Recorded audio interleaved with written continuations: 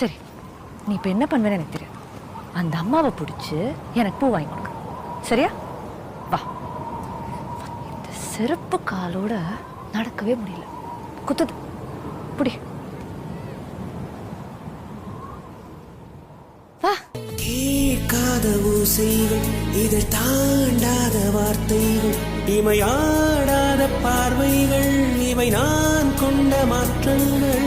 சொல் என்னும் ஓர் நெஞ்சம், இவையில் இன்னும் ஓர் நெஞ்சம், எதிர்பார்க்காமல் என் வாழ்வில் ஒரு போர்க்காலம் ஆரம்பம். இதயமே துடிக்கிறதா, துடிப்பது போல் நடிக்கிறதா, உரைத்திடவா மறைத்திடவா, ரகசியமாய் தவித்திடவா.